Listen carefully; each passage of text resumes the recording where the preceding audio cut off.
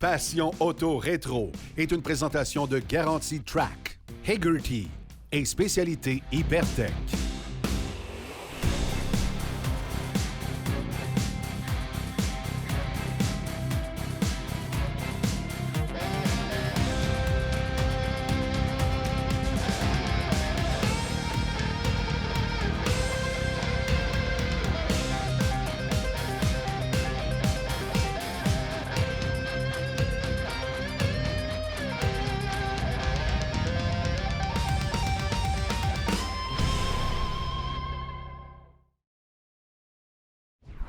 Bonjour à tous, bienvenue à Passion Auto Rétro. Aujourd'hui, c'est de Pincourt qu'on vous présente l'émission.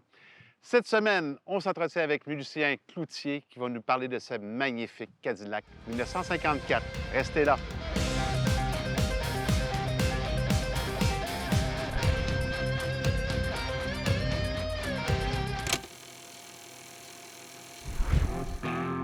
En 1953, pour la troisième année consécutive, Cadillac écoula plus de 100 000 véhicules et la question est de savoir comment maintenir et excéder ce record. 1954 voit donc arriver une toute nouvelle Cadillac. Elle devra être plus longue et imposante. Le nouveau modèle sera pourvu d'un pare-brise panoramique, le moteur sera installé plus bas afin d'abaisser le capot et les feux arrière feront partie intégrante des ailes. Un tel mastodonte pouvait peser plus de 5 113 livres, soit près de 2 400 kilos. La nouvelle Cadillac sera offerte en 8 modèles dans 3 séries. La série 62 comporte un sedan 4 portes, un hardtop 4 portes et 2 portes, une décapotable ainsi que l'Eldorado. La série 60 spéciale Fleetwood avec un sedan 4 portes et la série 75 avec un sedan 8 places limousine. Le moteur disponible est le V8 de 331 pouces cubes qui, grâce à l'augmentation de la compression, développe dorénavant 250 chevaux. La transmission est l'automatique Hydramatic. La voiture comporte aussi une multitude d'équipements qui sont habituellement en option sur d'autres modèles tels que la servo-direction, la vitre, feu de recul, miroir extérieur, éclairage du coffre, miroir anti-éblouissement et pneus à flanc blanc. Au total, 96 600 acheteurs se sont procuré une Cadillac à des prix variant de 3 838 $ à 6 090 $.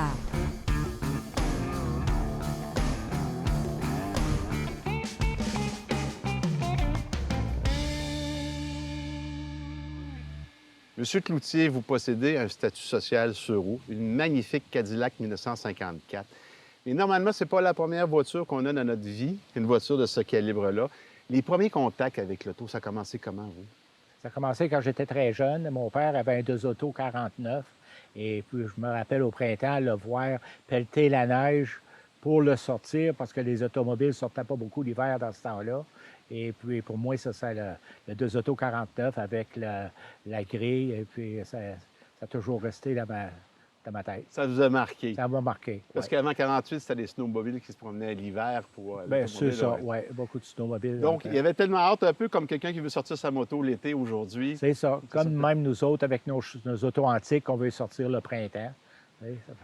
Est-ce que vous vous amusiez dans sa voiture? Aviez-vous du plaisir comme petit enfant à s'imaginer qu'il était sur la route? Étiez-vous comme ça? Oui. Je me tenais debout en arrière du siège, en arrière de lui, puis j'observais chaque mouvement qu'il faisait à changer des vitesses et puis à peser sur le gaz, mettre le break.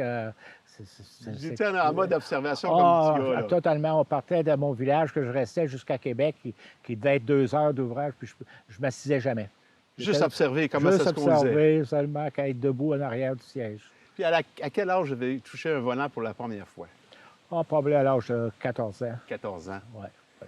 Ça allait dans le domaine des voitures antiques. Bien sûr, vous avez eu des voitures régulières pour votre vie, mais la première voiture antique que vous avez achetée dans votre vie, c'était quoi?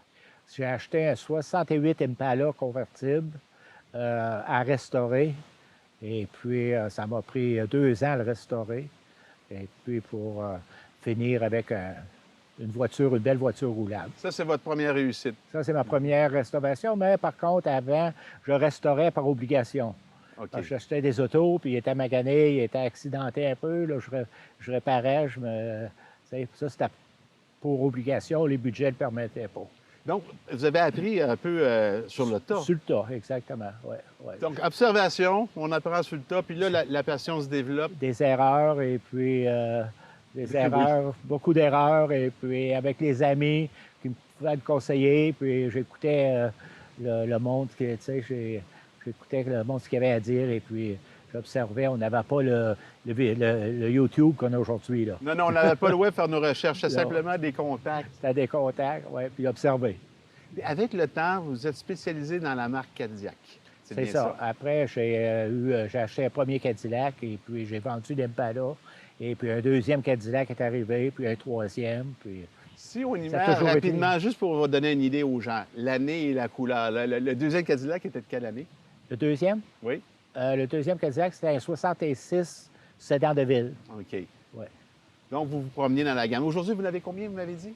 J'en ai 9 Cadillac. Ouais. De différentes époques, différentes de 54 à 76. OK, donc vous avez vraiment la palette là, de toutes les l'après-guerre. C'est ça. Les décennies. 50, 60, 70.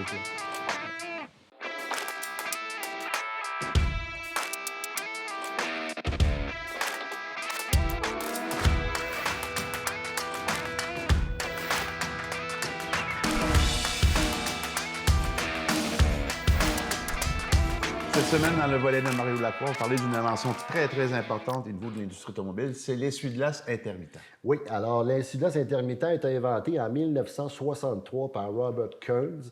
M. Kearns a développé cette idée de génie, là, tout simplement en circulant le soir et lors de fortes pluies. Il clignait des yeux et de façon aléatoire comme ça, il voyait que ça améliorait le champ de vision. Donc, il a comme pensé à inventer un essuie-glace qui serait intermittent. Un dans l'autre, il a développé ce produit-là. Mais ce qu'il faut retenir, c'est qu'il a soumis cette idée-là à Ford à l'époque et dès 1969, Ford a intégré son invention à certains de ses véhicules. Et il n'avait pas cédé les droits, lui, à ça. Okay. Donc, il y a eu une saga judiciaire épouvantable. Ça lui a coûté un divorce. Ses enfants, ils ont été d'un grand support. Bref, il a quand même obtenu gain de cause. Il y a eu 30 millions de dollars en compensation. Même, oui.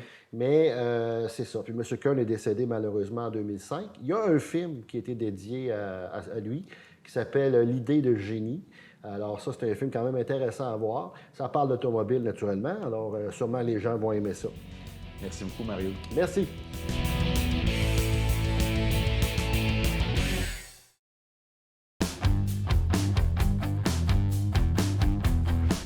Ce segment est une présentation de Les voitures anciennes du Québec. Sujet un peu tabou à aborder avec les voitures anciennes, c'est le leg, c'est-à-dire la succession. Si vous décédez et vous avez des voitures anciennes, c'est important qu'avant de votre vivant, vous ayez prévu qu'est-ce qui arrivait avec ça. Parce qu'évidemment, vos héritiers ne sont pas nécessairement à l'aise à gérer ça, probablement pas connaissants dans les voitures anciennes, risquent de vendre ça pour des sommes qui n'ont pas de lien avec la véritable valeur, peuvent se retrouver à des endroits pas vraiment appropriés. Fait qu'avoir un bon plan pour ça, c'est à conseiller, à réfléchir d'avance. Vous pouvez léguer ça à des gens qui connaissent ça. Vous pouvez le léguer à un musée, à une cause. Il y a plein de possibilités, mais il faut que ça soit considéré de votre vivant.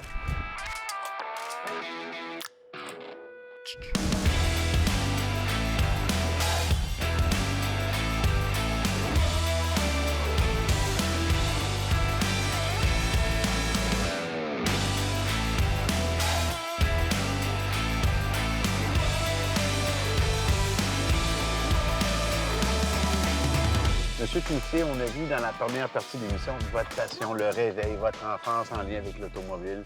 Ça a commencé très jeune dans votre cas. Là, on va se concentrer sur le Cadillac 54.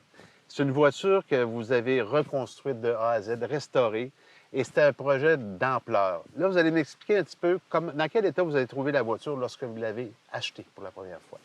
Quand je l'ai trouvée pour la première fois, elle était d'une grange depuis 25 ans. Était sur des stands et les ailes étaient enlevées complètement. L'intérieur était dans la valise. Et puis, le monsieur, il avait voulu commencer la restauration, mais il n'a jamais avancé. Il s'est découragé. C'est ça. Bien, c'est des cas qu'on voit souvent en restauration de voiture. Ça passe du premier au deuxième qui se décourage au troisième. C'est ça. Donc, vous récupérez des pièces, dans le fond, dans un camion avec des morceaux de voiture, puis on revient au Canada. Exactement. Bon, en arrivant au Canada, avec un paquet de pièces dans un garage. Est-ce qu'on a une petite phase de découragement ou on prend ça comme un défi? Non, c'est l'adrénaline qui prend. Et puis non, le défi, je l'ai acheté pour le défi.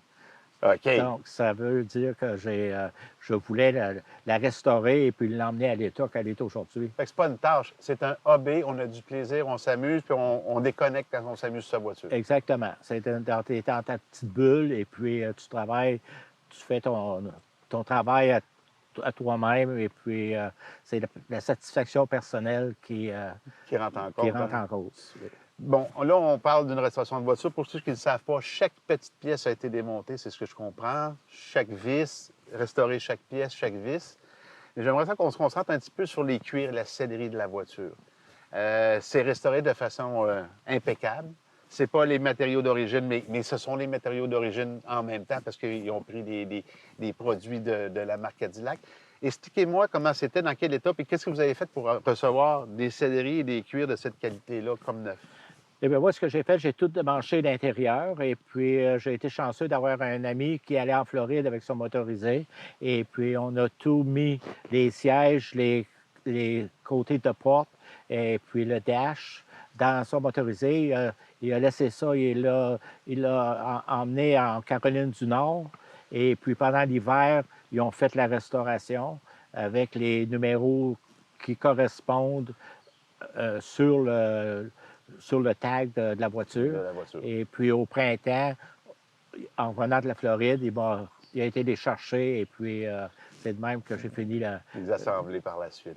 Après ça, je l'ai assemblé, oui. Vous avez souligné que c'est une entreprise qui est spécialisée aux États-Unis, puis vous parliez de la qualité on voit, les coutures sont impeccables. C'est vraiment une restauration de haute qualité, de haut calibre, ça. Oui, eux autres, ils spécialisent dans le Cadillac et le Buick. Et puis, ils ont tous les patrons pour faire de n'importe quelle année de Cadillac, probablement de 1912 à aller peut-être jusqu'à 2070, les années 70. Et puis, ils vont d'après leur patron, ils vont pas d'après ce qu'on leur donne.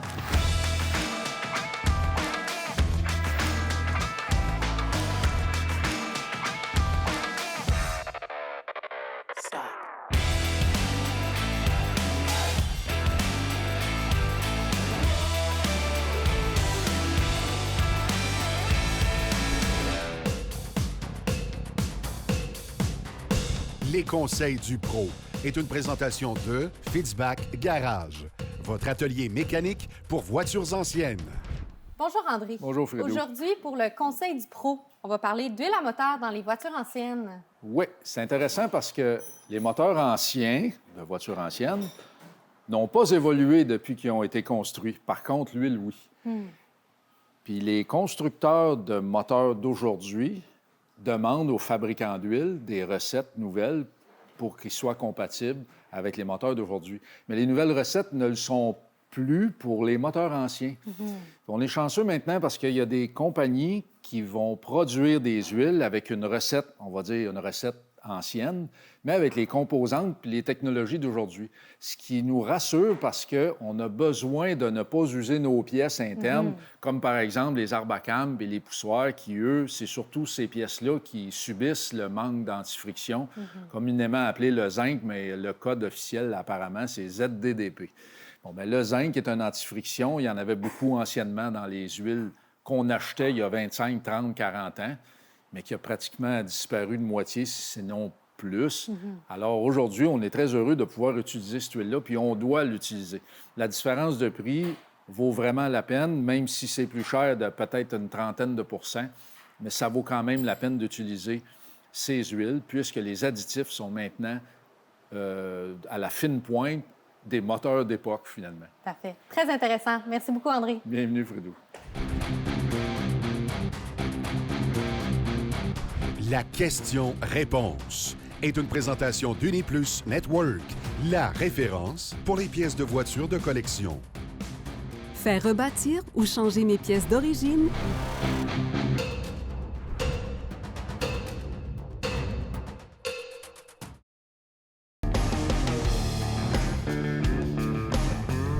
Il est très très important de faire rebâtir ses pièces mécaniques originales afin de conserver l'authenticité du véhicule et faciliter l'installation par la suite. Souvent, le prix pour faire rebâtir une pièce est plus économique que de la changer pour une pièce neuve.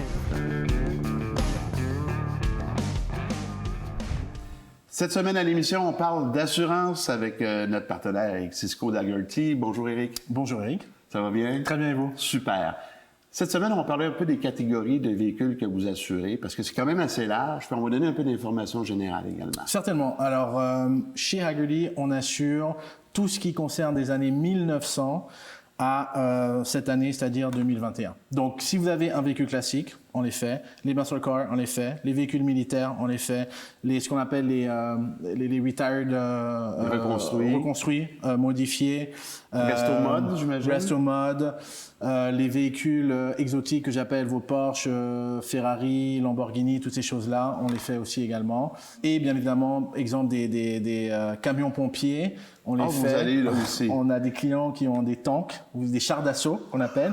Vous seriez très surpris, Eric, tout ce qu'on assure. C'est vraiment tout ce qui sort de l'ordinaire et que quelqu'un voudrait assurer. Alors même les gens qui ont des collections et qui ont, là on est dans un magnifique garage, qui ont ce que j'appelle de la mémorabilia, oui, ou des documents par rapport à leur voiture, on les assure également.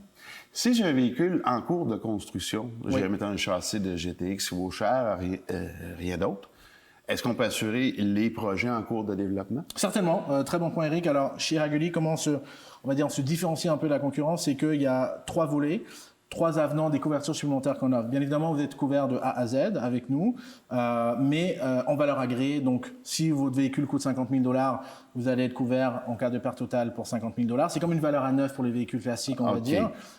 Et on a cet avenant de véhicules de restauration. Donc, quand vous êtes en train de restaurer votre véhicule, vous êtes couvert pour ça, pour le feu et le vol. On a aussi un avenant qui s'appelle l'avenant de sauvetage de véhicules précieux qui vous permet de récupérer l'épave de votre véhicule suite à une perte totale. Donc, il n'y a personne qui offre ça dans l'industrie à part nous. C'est brillant comme idée pareil, ça donne beaucoup de souplesse. Oui, tout à fait. Mais le but, c'est qu'il y a toujours une histoire sentimentale attachée à ces véhicules. Et les gens qui travaillent sur les véhicules classiques, ils mettent non seulement, on va dire, de l'argent, de l'investissement, mais il y a une valeur sentimentale. Quand vous parlez à quelqu'un qui a un véhicule classique, il a toujours une histoire derrière ça. Et donc, nous, on s'est dit, on veut assurer les gens de A à Z. C'est sûr que quelqu'un qui passe 15 ans de sa vie sur un projet en cours, puis il arrive quelque chose, puis il n'est pas assuré, ça doit être désolant. En terminant, Hagerty, vous êtes partenaire avec Leclerc Assurance. Oui, tout à fait. Juste vous expliquer un peu mécaniquement comment ça fonctionne. Oui, certainement. Alors, Leclerc, c'est un courtier, on va dire partenaire à nous. C'est une exclusivité qu'ils ont avec nous. Et en dessous de Leclerc, il y a bien évidemment différentes compagnies de courtage qui peuvent venir justement s'ils veulent avoir accès à notre produit. Donc on va dire, nous, on est comme la maison mère, on est le produit principal. Et comment est-ce qu'on vend notre produit, on va dire, au Québec? C'est à travers notre partenaire Leclerc Assurance, qui sont des passionnés de véhicules classiques comme moi. Compagnie d'ailleurs très bien implantée au Québec. Exactement, ils sont à Drummondville, ils sont entre Montréal et le Québec, et la ville de Québec, pardon, et ils sont très bien. Merci Eric. Merci à vous, à très bientôt. À bientôt. Ce segment vous a été présenté par Hagerty, assurance de voitures classiques.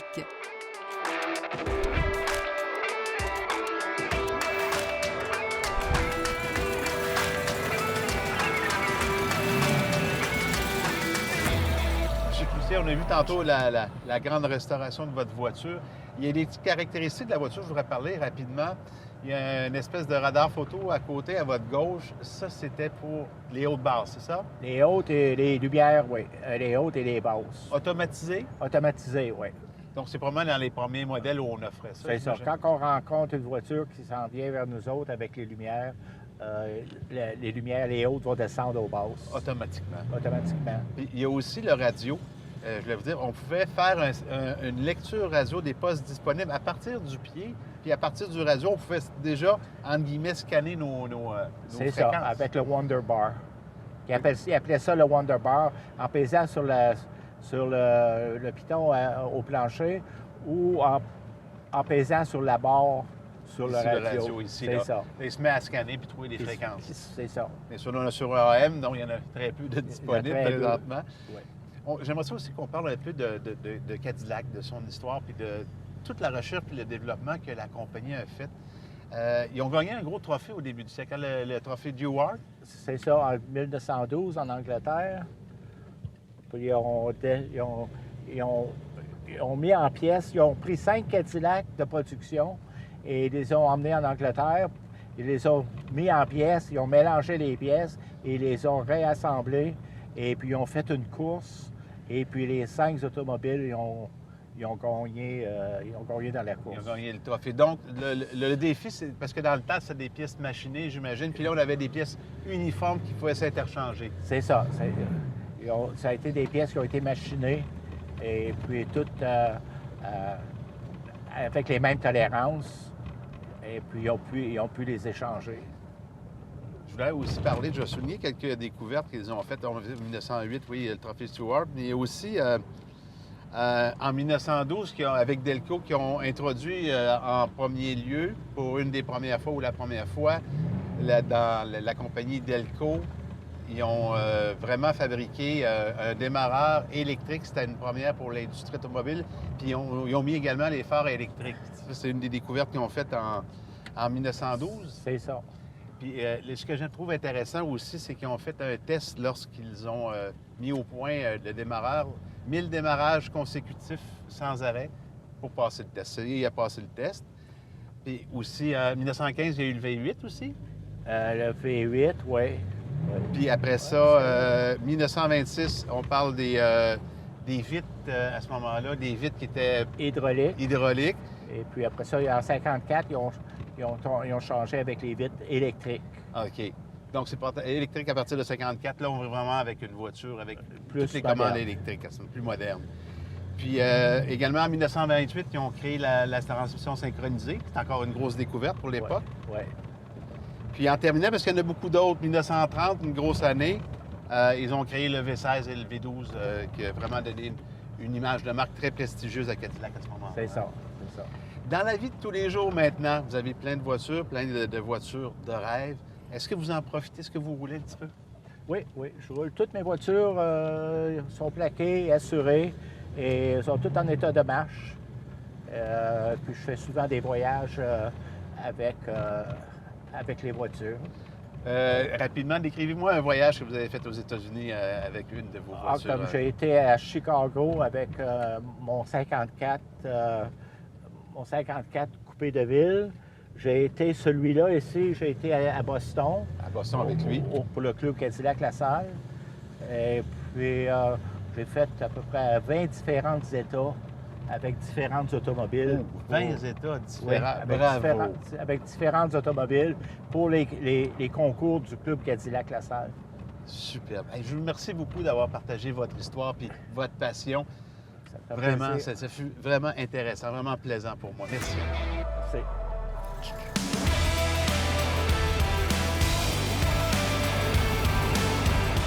Les voitures de la semaine vous ont été présentées par Uniplus Network, la référence pour les pièces de voitures de collection. Et c'est Éric Fortier. J'espère que vous avez apprécié au nom de toute notre équipe. Mais je vous souhaite une très bonne semaine et je vous donne rendez-vous la semaine prochaine pour une autre émission Passion Auto Rétro.